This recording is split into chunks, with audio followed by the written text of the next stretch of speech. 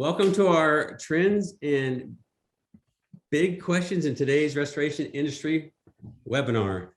Super excited to be presenting with Michelle Blevins today. I want to open though by, we mentioned a little bit in the pre-meeting chat about Ida and Hurricane Ida, and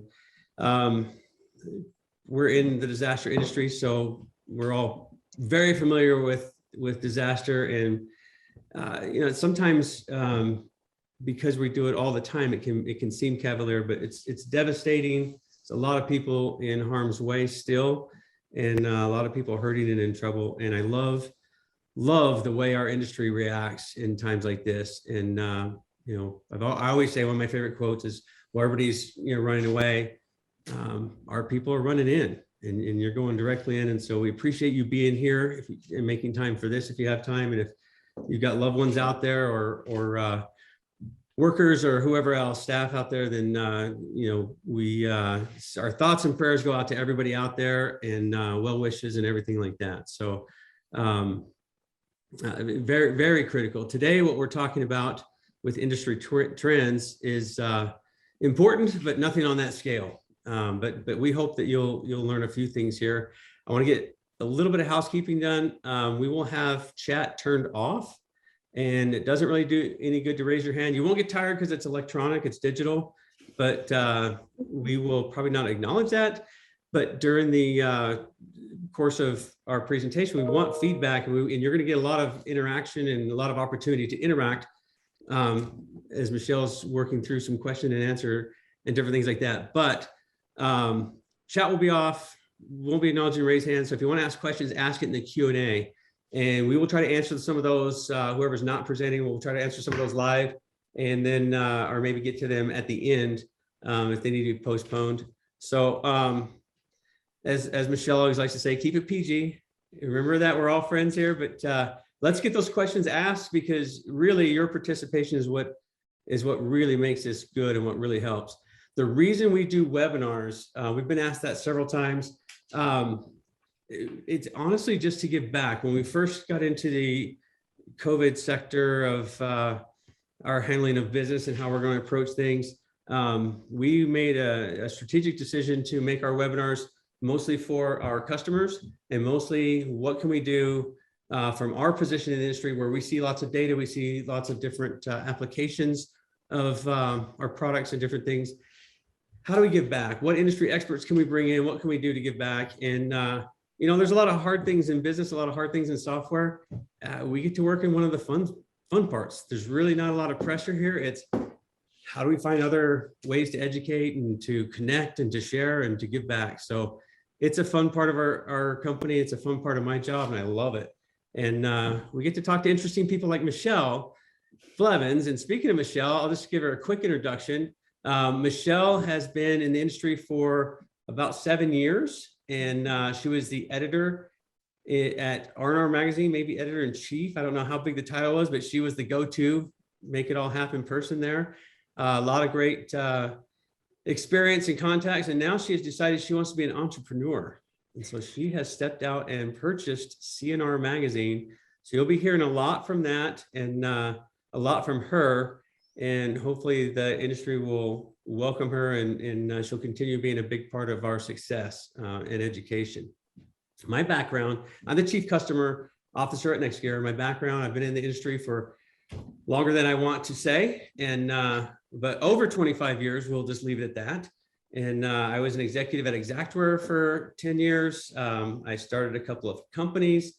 In fact, originally I was Hurricane Andrew. I was doing remodeling basements. We went out to Andrew and helped out there. Good friend of mine, Vernon Davenport, who's still over at Xactware. He's actually the vendor manager over there. And man, what a fantastic industry to fall into, and I literally fell into it, but I love it. So we're going to talk through some trends and get through some hot topics. I'm going to dispense with all this fun up talk, and we're going to pass over to Michelle. Michelle's got a fun way to interact. And I think for the first 2 minutes, she's got to kind of show you what's happening, what to do. Yes, I am. Thank you, Scott. Thanks to Nextgear for letting me be here. And yes, I get to do the fun part of the presentation, and Scott gets to do the more guts of it. So I'm excited to do the fun part. So everybody who's watching, if you can grab your phone, all you have to do is open your camera and hold it up to that little QR code there, and it's going to open up a tab in your browser, and we're going to get interactive with this. Throughout this presentation, we want to get to know you. We want to see how much you know about the trends in the industry and data and fallout from the pandemic and all of those things. So Nicole, what if you're on your phone? Girlfriend, I don't know what to tell you. I'm sorry. All right, perfect. So tell us where you are joining from.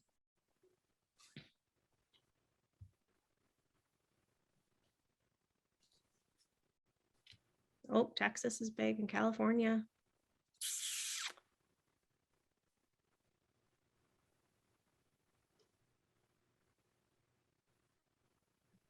Perfect. All right.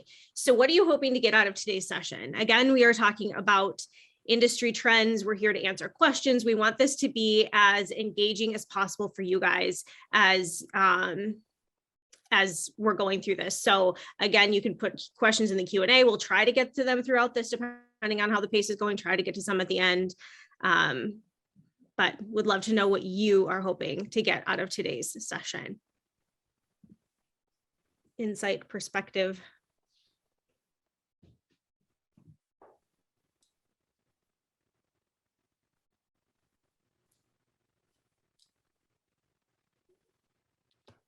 Perfect. Okay, so I think we can go to the next one. And I have a good idea of how you guys are going to answer the next one. So what is your biggest struggle in a changing industry? Scott and I had the opportunity to do this presentation in a little bit of a different format. We changed some things up, but last week at the collective by Core, and there was one topic that was resoundingly the biggest issue, and it's clearly going to be the same deal here again today. Yep. So as a lot of you are putting in staffing, recruiting, labor force, people, all of those things. So Nextgear has already done a webinar with some recruiting and staffing gurus in the industry, Justin and Christy Sifford. So I believe that webinar is on demand. So we aren't going to talk a whole lot about labor and staffing today. We are going to a little bit, but you can dive into that previous webinar in Nextgear's archives to get more. Scott, I don't know if you want to direct people a little bit better to where that is. And I actually checked just coming into this, because new labor was a big one. We did a whole webinar. It was fantastic. It was in February. It's on our website. If you go to our website and go to resources and go down to webinars, and then go down and you'll find it. There's lots of good webinars there, by the way, lots of great contact, but that one was fantastic. It's called Party, hire like a rock star, onboard like a boss. Yes, thank you. The party word is throwing me too. Hire like a rock star. It's somewhere in there. There's like rock star in there somewhere. Yep. Yes. Okay, so these are really the three big topics that we're talking about here today. And pandemic fallout, some of what we consider falling under the pandemic fallout category would be like temporary price increases in lumber and things like that. The hiring and staffing issue that we've run into even a little bit more. So it was a struggle pre-pandemic, but I think even a little bit more of a squeeze today. So rank these from most painful to like least painful, even though they're probably all a little painful in your business. I think so far that's a little different than how it was at Core. So that's interesting. Okay.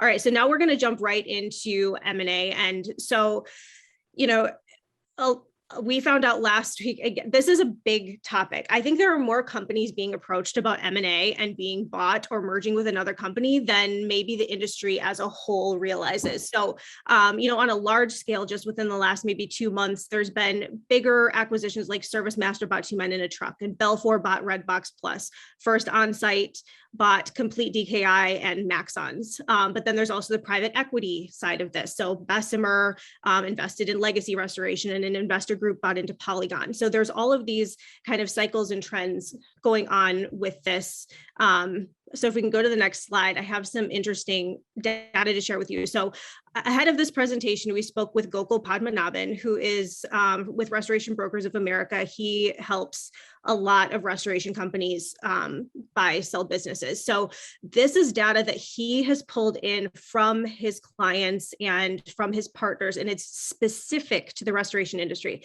So 65% of restoration owners are baby boomers, and 80% of their wealth is locked up in their business. All boomers will be 60 years old or older by 2024. And the oldest of the boomers are 75 years old in 2021.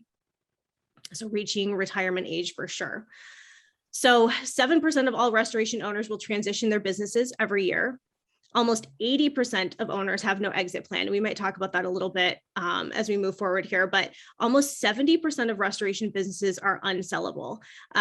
So that was something that we talked about a little bit with some of the attendees at CORE, and learning about what it takes to make your business as appealing as possible, even if you don't know to sell, even if you're not going to sell it, the better your business runs and the more you know about it, the better, period.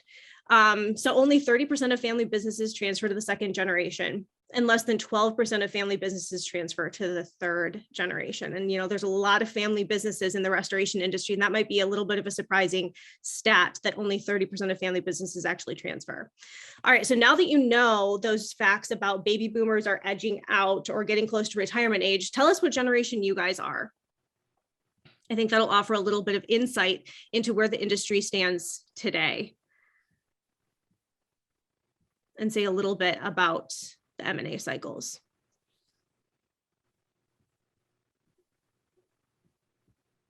Okay. We put the years in there because, you know, there's always a little debate of a few-year window on what the generations are. Okay, Gen X largely. Okay, so, and then the next one, within the last 24 months, has your company been approached about a merger or acquisition with another restoration company or a private equity firm?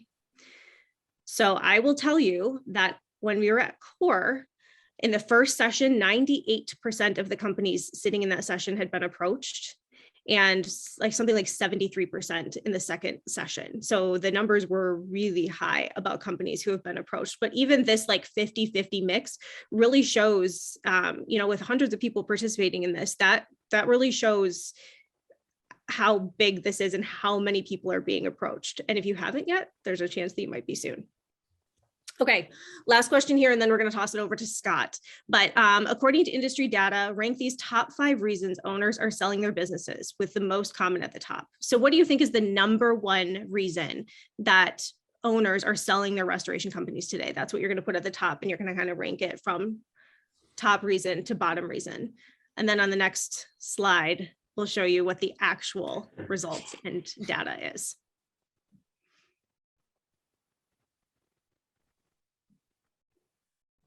There are definitely industries that breed burnout. That was a top trend. That's been a top trending answer.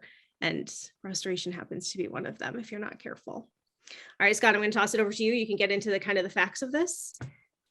So across the industry numbers, retirement was number 1, which is not surprising. This is not a hit it and flip it type industry where you're going to jump in and maybe buy a franchise or do something and then turn it in 2 or 3 years. It tends to get in your blood. And I personally think that's because of all the complexities with COVID, with burnout, with health and tax. It's hard, but when you're doing hard things, there's some level of satisfaction that also comes with that chaos. But retirement's number 1, but burnout, massive. Over 1 in 4 are leaving because they're burned out. So we'll talk a little bit more about burnout and what to do about it. But one of the things I didn't say in my intro is, while we're in this webinar, a good thing to consider is, you know, why are you here and what are you trying to take away? And you don't have to take a ton of stuff away. You don't have to write, you know, massive notes, write all these stats down. But if something jumps out at you, we'll call it the universe's, but it's the universe's way of telling you this is important. I need to pay attention to this.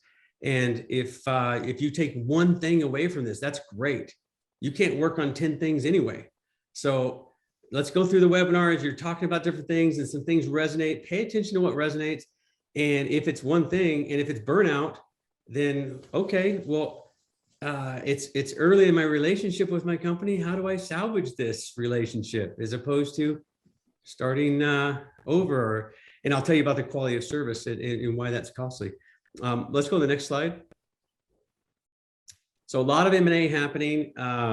You've got insurance companies, and you don't hear about it a lot because of their holding companies and different things that are happening, but there's usually over 200 transactions a year, M&A in insurance companies. Fourth quarter, there was about $5 billion, $4.5 billion, and those were all over about 5 deals, most of it, fourth quarter of 2020. And a lot of that was MetLife sold to Zurich Farmers. I think you had Kemper who pulled in a smaller insurance company. I have it written down here somewhere. American Access Company. So you get a lot of things happening. That's pretty normal for the insurance side. Tech companies have really ticked up in our industry for the last 5 or 6 years. A lot of it next year has led. We've done 6 acquisitions and mergers in the last 5 years. And so it's allowed us to pull some things together and get to a spot where we can help you more than we could before, especially when it comes to having a voice in the industry that we can levy on your behalf. You also have, Michelle mentioned a bunch of things that are happening on the contractor side, a lot of money coming in for the franchise sectors and regional carriers, but also we're seeing a lot of independents starting to get rolled up. And so what does that mean for you? There's new risk and new opportunities that you need to be aware of. So when people start, rolling things up, you get more competition. And so you might see something that you've had for a long time leave, or you might have to have a new strategy. You've got new entrants coming in, pushing the margins down. They're happy with this business where you've been seeing your margins shrinking a little bit. For them, their margins may be opening up now that they finally got their foot in the door into this industry. So that's going to mess with your market head. Potential market shift to regional national players. The big boxes come in, they've got a story to tell, and now they've got a footprint. And, so maybe for program work and things like that, they can do things. But there are some good things on your side. Your valuations will go up because there's a lot of activities, there's a lot of thought, there's a lot of talk, and that tends to turn the waters the right direction. There's more options for an exit path if you should decide to leave. And we're not recommending to stay or go or sell or not sell. What we're saying is there's a lot of stuff happening. If you haven't heard about it, you're going to hear about it. If you've been hearing about it, how do you look at it with enough intention so it's not a distraction? Certainly, there's going to be new knowledge that comes into our industry because of some of the outside people coming in and adding different things. So you need to be paying attention to process and technology and finding places where you can go and connect with others. And mostly awareness would be the main thing is, are you aware of what's happening? We also have, if you want to go to the next slide, Beth, we have PE money coming in and private equity. I guess the only thing I really want to say about that is private equity coming in is almost a validation of what you've known for a long time, what we've been saying for a long time, that this is a very attractive industry. As hard as it is, and as much as we get distracted with different things, it's very attractive. The PE companies are very good at their jobs, and their job is to invest money where it's going to grow. And so when money comes in, that means that the margins are attractive to them, and they are going to push to get higher standards, and everything's going to be more and more intense. And what got you here won't get you there. You have to be better at what you do. Now just getting to the top 90% is not important. How do you get those little things that make the difference, the little increments that make your company better, make your company stand out? Part of what we want to do here is make you help you have an epiphany of, wow, the next 10 years are going to be won by the people that slice the thinnest margins and make it happen right, and go back and keep re-looking at how we do the process and how we reinvent the wheel. Next slide. So whether you're selling or not, I don't know if I got this from Stephen Covey years ago with 7 Habits of Highly Effective People, and begin with the end in mind. So one of the cool things that exit plan will do, I don't know if you remember the stats, I wrote down 70% of the companies are unsellable. 80% of the companies have no exit plan.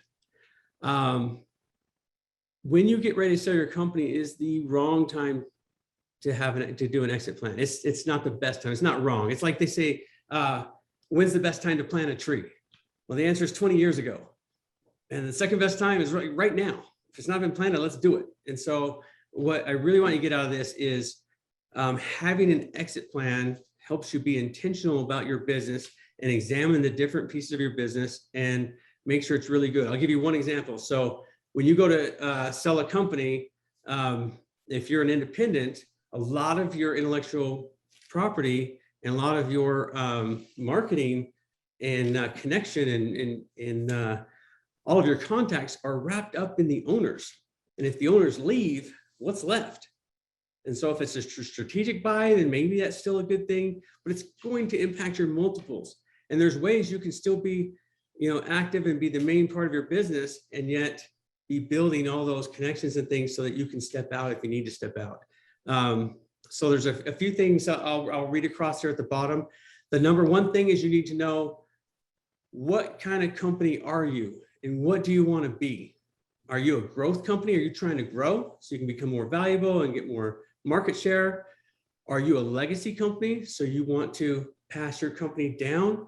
I was just reading Dave Chimura out of the Northeast was talking about, he just hit his 25th anniversary and he can't believe he's been here for 25 years and has had a lot of success, but he's also already named his daughter as the future CEO. And he's training her and passing the baton to her. And he knows he has a legacy company. And everyone in the company knows that that's the future of the company. And that's the direction they're going. So there's some beauty in knowing where you're going.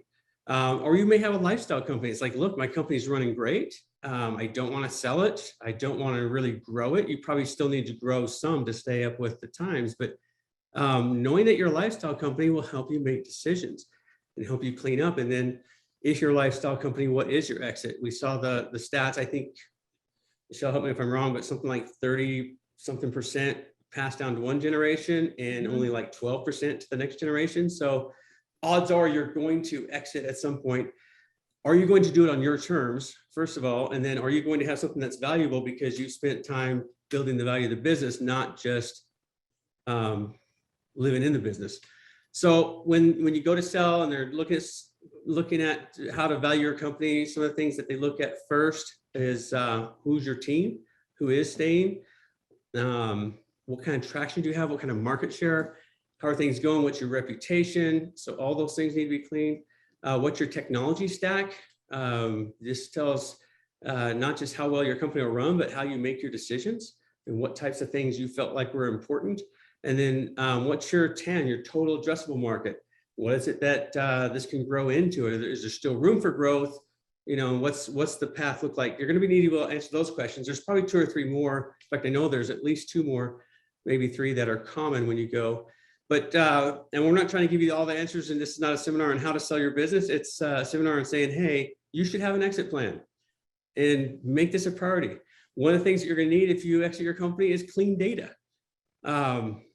Data. We're going to talk about data in the next segment. I won't go into it here, but you've got to have clean data. You've got to have good data, and you have to be able to prove it. I'm telling you, I've gone through an acquisition.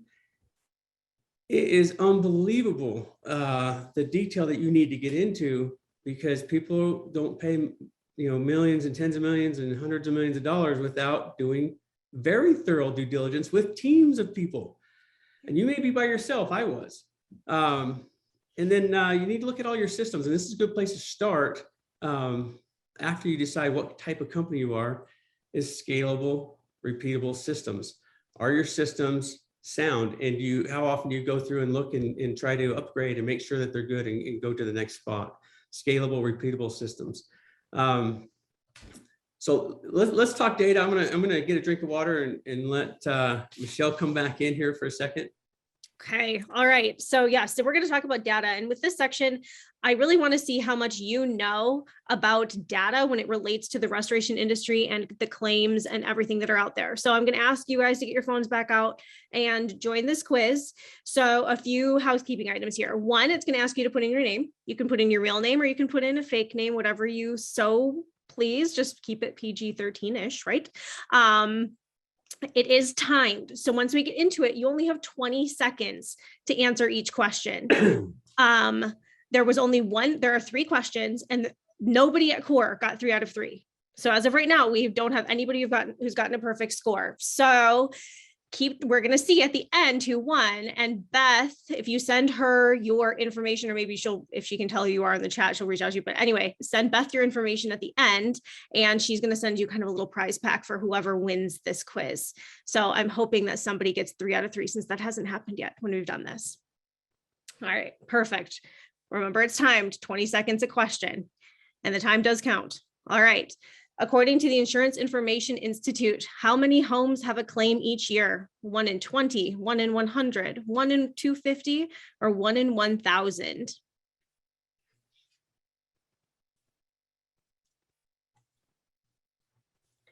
This is the question that tripped people up last week. We'll see. Okay, yeah, that was what a lot of people thought last week too. Okay, interesting. Okay, so the actual answer is 1 in 20. So I want to break that down for you a little bit before we go to the next question here. So 1 in 20 homes has a claim each year, but 1 in 40 insured homes has a property damage claim related to wind or hail every year. 1 in 50 insured homes has a claim caused by water damage or freezing. Then it's 1 in 365 related to fire or lightning. And then it goes to 1 out of 425 related to property damage due to theft each year. And then 1 in 1,400 has to do with a liability or an injury claim on your property. But so we're talking about all kinds of claims when you're talking about that 1 in 20 insured homes has a claim each year. So, all right, let's go on to the next question here. What is the average dollar amount of those property damage insurance claims? 4,000, 7,000, 13,000, 21,000-ish.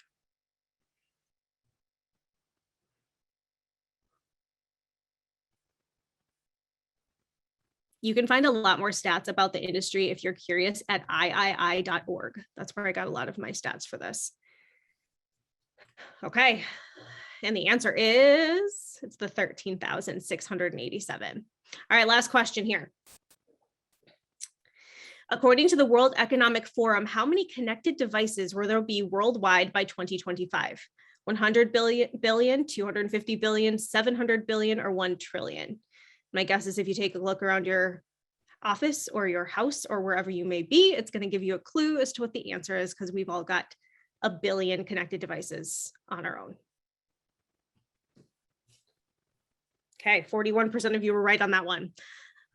Yep. Okay, so let's see if we had anybody get 3 out of 3. One person, Carlos. Wow. Yay! Carlos. That's so exciting. All right, Carlos. Beth is going to hop in here. Beth, you want to say something? Just super excited that we had a winner. I wasn't expecting it. So Carlos, I'll reach out to you after and get your address, and we'll send you something fun from next year. Do you want him to put his well, probably don't want to put his I have it. We're good. Okay. We'll follow up after. Thanks. Very cool. I'm so excited. Good job, Carlos. Okay. All right. So let's keep moving on. I think we have, okay. So do you manage your company through service level agreements or SLAs? And Scott, can you give a brief little introduction on what SLAs are, just in case? Yeah, some people will call them KPIs, key performance indicators. The insurance industry that we're in often will use SLAs in their guidelines. And basically it's saying, this is how you're going to be measured. This is what you'll do. There's 5 common ones for the insurance side, which is time to contact, time to site, time to start, time to finish, and customer satisfaction. And you will have SLAs for different pieces of your company, for different teams. They'll have, it's what are you measuring and what are they trying to get accomplished? And so you can go back and say, did you or did you not? Okay, perfect. All right. And I think this is the last question here. On a scale of 1 to 10, with 10 being very safe, how safe do you think your company's data is today? And take into consideration, I was speaking with somebody who's a broker in the industry and sells a lot of policies to restoration companies. There have been restoration companies who have had entire lists compromised simply because a technician or a project manager or somebody, and it could be an owner, left an iPad or a computer at a job site. And that takes 2 seconds to break into a computer. And you could have a whole bunch of information depending on whose computer or device that is. It could be a phone too. You can have a whole lot of information get compromised in something like that, which I think is maybe something that companies don't always think about. But, there's also a big trend as restoration companies are going through their renewals of getting cyber policies as well to make sure that you are protected as much as possible in that realm. So 7 out of 10. All right, we'll take it. We can maybe do better, actually 6.6. So, all right, Scott. So, interesting on the data security. It's a scary thing, and we at NextGear are all about data, and we're all about security, and we make all of our employees watch videos and take tests and take courses every quarter. Every quarter we have to do this, and every time I think I got to give these to my family, because just the little things like common phishing attacks and what's happening when you click on this button that says it looks like it's legit and it's really giving all of your access to whoever just created that doopy thing. And you may think your company's too small to worry about all that stuff. I can tell you, my daughter is an influencer. She has a thriving business, makes more money than I do by far. Last night, their Instagram got taken hostage. And right now they're trying to figure out what to do. And it's all stopped until they figure out what to do with this. And it's Instagram, it's clothing company, things like that. But you may think you're too small, but if you get hacked, it can really hurt you. The other thing is it can, and I don't know if you just said this, Michelle, I don't want to be redundant, but I've heard you give this presentation a few times, but did you say how many are, I'm not gonna go there. Anyway, so with the Instagram thing, it's really small, but it's really impactful. And with your companies, it could be as simple. Oh, I was gonna say they were companies that had to go and tell their whole database that they had a breach. That's embarrassing. But what's also potentially really costly to you is not just the ransom that you'd have to pay or something like that, but if you damage a carrier relationship, and that's say 30% of your business or 80% of your business, and all of a sudden that's gone overnight, even if it's for a short period of time, cannot say enough about how important data security is. So I'm gonna skip to real time is our future, and it's here. They say, so go back to that one just for a second, Beth. They say the future's already here, it's just not evenly distributed. I love that quote, and we've been saying for quite a while, because of our seat that we have in this industry, in this ecosystem, because of our place, we know what's coming, and all the connected devices, the need to have really good data, the need to be connected and to prove your connection and to be scored, all that stuff is here now. It's not like it's coming. We've been saying it's coming. It's already here. It's a point now where if you're not doing this, if you don't have good data habits, if you don't have, you're not hitting SLAs well, you are losing business. And so we've got some other stuff that's future. This is not future. This is here right now. Sorry, Beth, let's go to the next slide then. So let's talk about data a little bit. Where are you as a company, and what do you consider yourself? Are you data deficient? Are you data indifferent?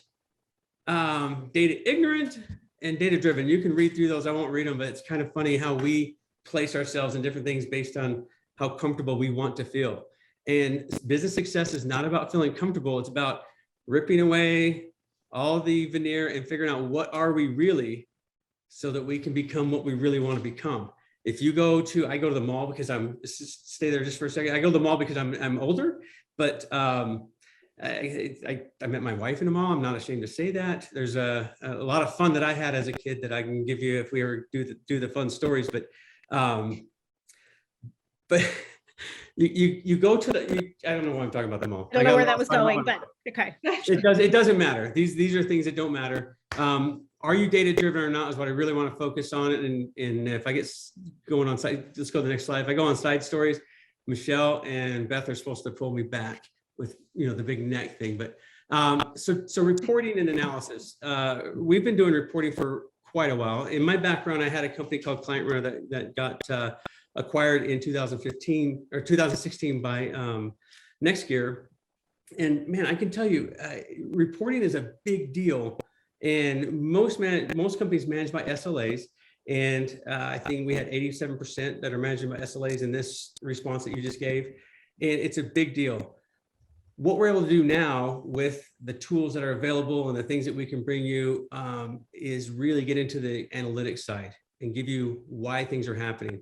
Very real example that just happened. We had a company that's been using a product of ours called QA Assist that came to us and said, hey, we want to know how many times in the last 6 months we used PPE because we should be paid for that.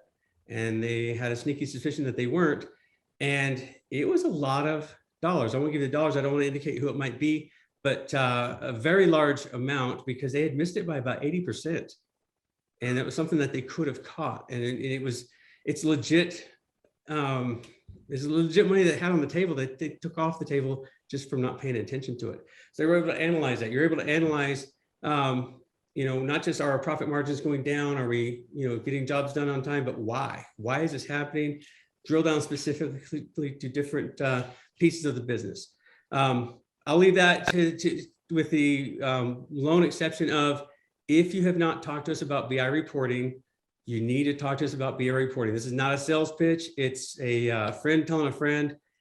And if it's not our BI reporting, you need somebody. There's so many great tools that have been advanced out there that give you honest, really strong analytics that are powerful, that you can stop drinking from the fire hose of data and really fine tune what it is that you want to see on a regular basis to run your company. We can help you with that. We do it for free. It's included, I'll say. It's not free, it's included in everything that you're doing. You have access to some of the best experts in the country on how to run your company. And we have them in our company and we want to share that expertise with you. So just reach out to us. So this is the cost of quality. And I love this slide out of all the slides. This one resonated with me because maybe how I live my life, maybe how my family lives their life. But basically this goes into service companies, it goes into software, it goes into everything that you do in your life where an ounce of prevention is worth a pound of cure, they say. Well, 1 unit of prevention is worth 10 units of correction. 10 units of correction are worth 100 units of failure. Go back to my daughter's Instagram. Had they prevented this, it would have cost them at least 100 times less. I'm actually afraid it's going to be a lot more damaging than that. A great analogy is my son, Jake, who I love very much, super bright, very handsome, great kid, all the things that a parents love about a kid, except he has some of my tendencies to procrastinate, I guess. And so he had a bad tooth. And I'm like, Jake, you need to go get that fixed. You got to go get it fixed. I will pay for it. At 25, you think you're invincible and you don't have time for things that are important and you just have time for things that are fun or important to you, I guess. And so anyway, he didn't go get it fixed. He finally went in, they gave him a root canal, which was good. He got the dangerous stuff done and put a crown on it, a temporary, and then they make your crown and then you come back and get it put on. He never went back to get it put on. And I'm like, Jake, please go back. I will buy the crown for you. I will make it happen. Just go get your appointment done. He set an appointment, not go. Anyway, I won't get into the whole parenting thing, but the bottom line is he ended up cracking the tooth and cracking the crown. The infection got in. Now he has to have an implant. Just have a tooth removed and have an implant, which is very expensive. And he's very young to be getting an implant. All because we didn't look at the cost of quality and do the prevention. It is worth all the time you think it takes that's distracting or annoying. It's worth that time to go through and figure out where do you need to be putting some prevention, where do you need to be investing so that you can stay ahead of things, as opposed to, man, if you wait till something fails, you lose relationships, you lose money, you lose equipment, you lose people. Can't say enough about that. Now, let's move on from this slide because I feel like I'm preaching a little bit and I don't want to be preachy. So whatever you do with data, whatever you're going to do at all that's success driven is culture driven. It's not going to be, you can't police good behavior. I don't know if you've ever heard that before. It's not something that you can just put a bunch of clamps around and make it run right. It's got to be part of your culture. If you're not interested in data, your people won't be interested in data, period. If you don't have data, you're not going to, or if your company's not data driven, you're not going to be ready for what's next. Next slide. Automation. Automation is what's happening in the industry right now, and it is based and rooted in awesome data. You have to have a solid data footprint in order to participate in the automation. Automation is like anything that gets intense and gets bigger and bigger. You're taking bigger swings. Well, there's bigger things to participate in on the plus side and the negative side. We'll go to our next slide. There's benefits to automation. You get better visibility. It helps your decision-making. It's going to reduce your costs. It's going to allow you to be competitive, all these things. Unless you don't have good data, unless you automate in the wrong way.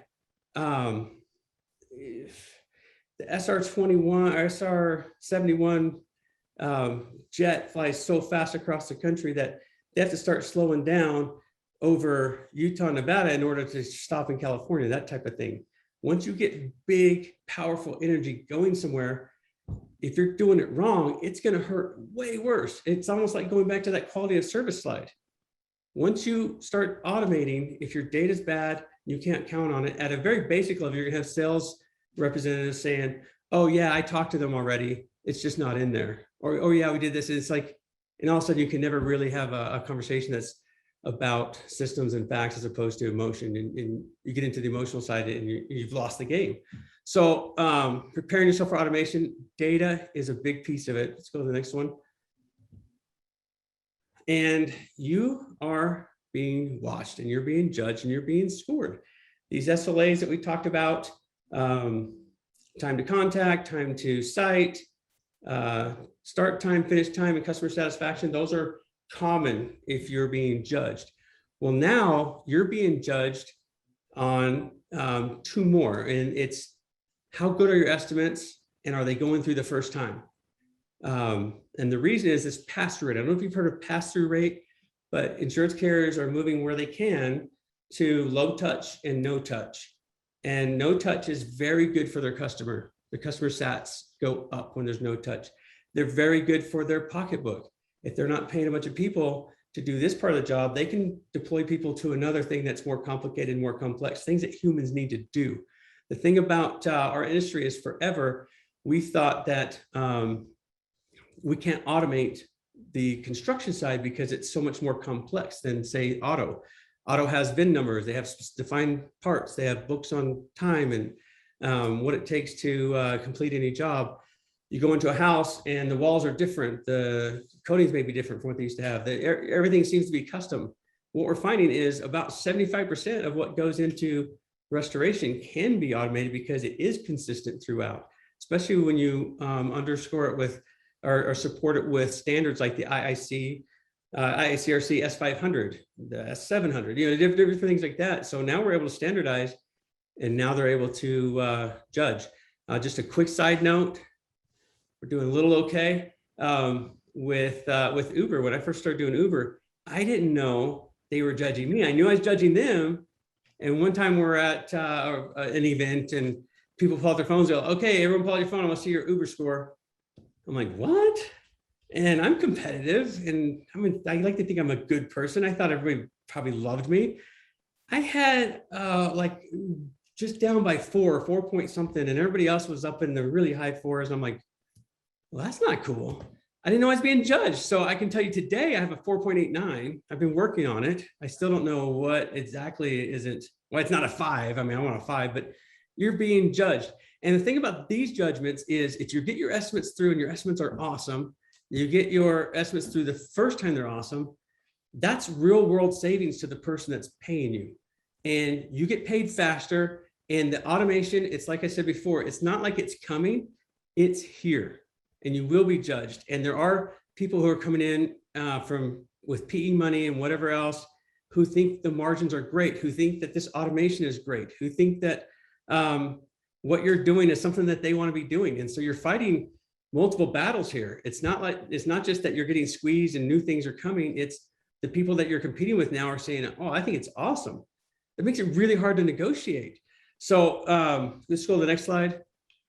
The bottom line on this section is, if you don't know much about this, we'll be announcing Connect later, but John, Her, and Aaron Beck are going to be doing a breakout in our Pulse Connect week, just talking about dealing with carrier programs. And this is a big piece of it. So we'll get you some more information, but just know that how you estimate matters. The old way of pushing it up to see if it gets through will hurt you. That is not a good way to do it anymore. Let's make sure we got it right.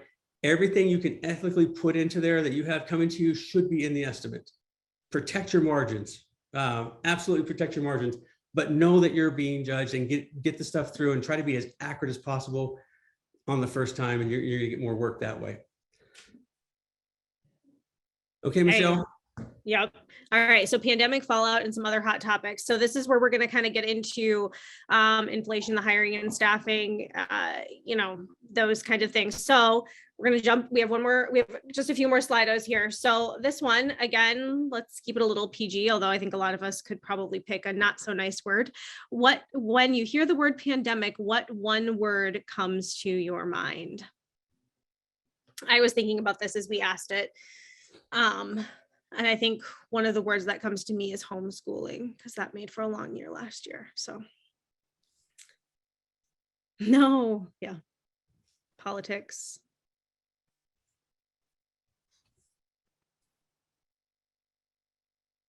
The Rona. Politics and panic. That's interesting that's what. Okay. All right, we can move on to the next. Yeah, so Scott's gonna talk a little bit more, and then I think we have one or two more Slidos after this. So this one, just wanted to share this quickly. I won't spend a lot of time on it, but we do a lot of data analysis, and when COVID first hit, we were looking, so this is probably, well, not probably, it's weeks 10 through 20. So mid-March through, do the math, I think it's end of June, maybe July, but we wanted to look at job starts and see, is COVID causing things to shut down? And as you know, because you're in the industry, things really didn't shut down. They were slow for a while. We were attributing that to COVID, but when we looked at the data, the job starts were very similar to 2018, which was a slower weather year compared to 2019. And 2020 looked a lot like 2018. And then later on in the fall, when things started loosening up, we didn't have a big backlog of job starts that all of a sudden started happening. So that further supported that. What we probably know by now is that COVID impacted a lot of things in our jobs. It impacted our margins. It impacted our ability to execute efficiently and quickly. There's a lot of things that it exacerbated weaknesses in our process. There was a lot of things that it hit, but it didn't really slow down what needed to happen. It didn't slow down the jobs. People were still having losses, and people were still wanting losses taken care of right now. So that's not going to change. That's actually a good thing once we get things figured out. Let's go to the next slide. But what did change was insurance companies wanted to use more centralized review, centralized dispatch. They wanted to have the contractor do more while they're on site. If they're already on site, is there more data that you can collect? This is not a news story, but it got hastened. The biggest impact of COVID when it comes to technology and change in our industry was it took things that normally take 3 to 5 years. I mean, insurance companies typically move pretty slow, and it brought it all right now. We gotta have these programs we've been talking about. How do we do that? And the industry responded. There's been some great things. Now, the big question is, what's going to change when we finally get past whatever it is, whatever variant we have to get past next, whatever these things are? What's going to change and what's going to stay? Probably masks will go away for the most part. But they probably won't go away completely, because they didn't in Japan. My daughter went over there. 2 years ago with her Instagram company, and she wanted to make masks really popular here. And so she started printing up masks. It wasn't ahead of the curve because she knew COVID was coming, just that they've dealt with a couple of bird flus in some countries, and they've got some pollution. And it's not just Japan, it's other countries too. I just said Japan because that's where she went. But so, maybe the mask will stick around, but mask mandates and social distancing will probably go away. You probably won't have somebody pointing a gun at your forehead and check your temperature when you go in to see the doctor, or you go into whatever building or whatever party you go to. There's some things that are going away, but there's a lot of things that are staying. And the key is, and this is kind of touching on everything, including with the next two topics. It's how are you going to compete? How are you going to run? How are you going to avoid burnout? And the answer is being intentional about where you are. Getting back to my mall thing, I always get back, Michelle. I always come back. Yep. I bring it back in when I say the mall. And when I go to the mall, if it's a new mall, I go to the board, and what do you see there? You see, you are here, and it shows you where you're at. And then you decide where you want to go, and you can figure it out. If you don't start with you are here, or if you're not honest about it, or if you're just trying to puff yourself up or whatever, and you don't see really where you are, you're going to have a hard time getting to where you want to go. And so knowing what's happening in the industry, whether you like it or not, knowing what's happening with automation is power. And knowing where you stand, do you have a culture that drives data? Or do you have a desire to drive data? Where are you at on that data footprint? Knowing that is your starting place, and being honest about it and really upfront, and having other people help you. It's really good to connect with other people as much as possible. Our nose is right next to our mouth, but we can't smell our own breath. Sometimes we need to connect with others. I love that analogy. I didn't make it up, but you've got to find ways to find out really where you're at, so you can get to where you're going in a more efficient, effective path. I won't talk about any more about the auto industry, just other than you can look to the auto industry to see a lot of things that are happening in property, because the auto industry is easier to automate. It's more prone to technology and automation. So you can see stuff there that's coming if you're looking for an awareness and where you're going. Yep. Okay. We're going to talk about inflation and prices a little bit, not in a bad way, but okay, real quick here. I think 2 polls. Jog your memory. How much do you think a gallon of gas cost in 1950? Just kind of type in a number there. It's going to give little word bubbles as they pop up. And don't forget, I don't know that we're going to have time to get to Q&A, but there is a little Q&A box. You can type stuff in there, and at least we know what the questions are, even if we don't get to them, and might be able to address them in another way.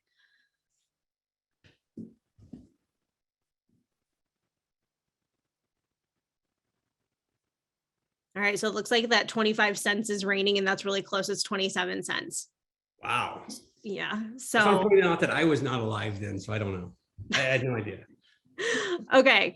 At its highest point, by what percentage did lumber prices rise for a short time this year? And I think you guys are probably still feeling the squeeze. It's come back down some, but it's still up pretty high. So at its top, where did that percentage get to at the highest point this year?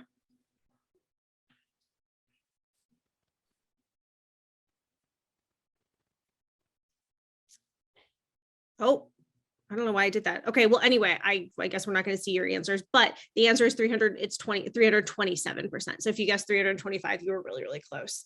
So these are our last 2 kind of topics that we wanted to hit on. Again, you can see Justin and Christy's webinar on personnel, but we'll hit on it a little bit here. Okay, we've got just a few minutes left, so I'll hit these quick. I'm going to roll inflation into what I just said about knowing where you're at and where you're going, with the exception of another visual. There's waves in the harbor right now. Inflation's up. It has gone down a little bit, but will it be long-term, short-term? Politically, there's probably edges to that argument. But the bottom line with data automation, with insurance carriers, with IDA, with all these things, when the waves are hitting your boat, know that they're hitting every boat in the harbor.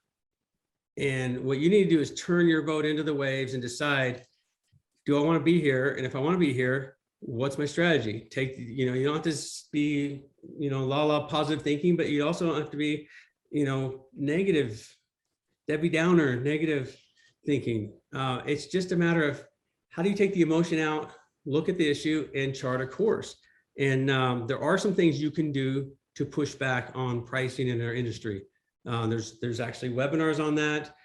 Symbility and Exactver both do white papers and webinars on how they get information and all that. So I would encourage you to push back where it's necessary, but I'd also say, don't focus on it too much. I just heard an analogy I want to attribute to whoever it is, but they were talking about when, it was Simon Sinek, however you say his name. I don't know. I think he's pretty smart though, but he's talking about what you focus on grows and expands, which is a concept I know and love and believe in. But he said, when skiers ski through trees, how do they do it? They can't do it by watching the trees, saying trees, it's tree, I'm going to avoid that tree, I'm going to avoid that tree. You can't do it because all your mind is seeing is tree. Your mind doesn't understand positive or negative. It just understands what you're focused on. If you're focused on inflation, small part, yes. Big part, no. When you're going through the trees, you got to focus on what's my path? Where's my path? Where's my path? Where's my path? And it's got to be hyper focused. It's coming at you quick, maybe. But you got to figure that out. So what you focus on tends to expand. Not saying don't focus on inflation. Don't focus on these hot topics. These are important. But think of it as a car analogy. Your front windshield is massive for a big reason. You got a smaller rear view mirror. It's not like you don't look back. You should know what's going on behind you. But most of your effort should be, from the front wheels forward. What are we doing? Unless you're changing lanes, of course, then you want to look back. So personnel wise, I don't want to butcher this topic because it's so important. I'll tell you a couple of things that we did in the webinar, but if you go watch the webinar, it's free. It's on our website. Really good from Wyland, Christy and Justin Sifford. But there are a couple of things that they pointed out. One is it's time to stop fishing and start hunting. You need to take the bull by the horn and go make it happen. And then what I call ABC, this wasn't theirs, but just because I come up through sales, always be closing, always be closing. Well, it's ABR, always be recruiting. Everywhere you go, you're going to run into people. There's a lot of people that do want to work, and you're finding them in the hospitality industries and the restaurants and the hotels you go to, different things. Talk to people, always be recruiting. You've got a really awesome industry that might not look awesome at first blush, but when you start understanding what it really is and you peel back the layers, this is incredible. It's a great opportunity for pay and work experience and to feel good. And the younger generations for sure want to feel good about what they do. Hiring, onboarding, and retention are the three areas that they focus on. I'll leave it at that because I want to be able to have time to wrap up in our last 2 minutes. So a couple of quick things. We'll post this webinar probably next week under help and training in Dash, but also on our webinar under resources. On our website under resources. And then if you're in Vegas next week, September 8th through the 10th, we will be at booth 801 and Michelle will be in booth 902, like 90210, but even better because we made it forward.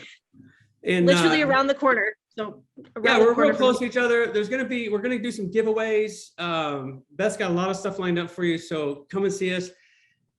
Registration will open next week for Connect Pulse. If you didn't get to everything last time or you missed some stuff, we got really, really good things lined up. We have our 7 role-based sessions that we did last time. And this time we're adding a digital marketing track with Jen Barber, who's our director of marketing. And then we're adding that carrier program track that I mentioned that has John Herr and Aaron Beck. And it's going to be awesome. I'm like, so good. And we've had so much great feedback. So you will get a post-event survey and please fill that out. That's how we get better.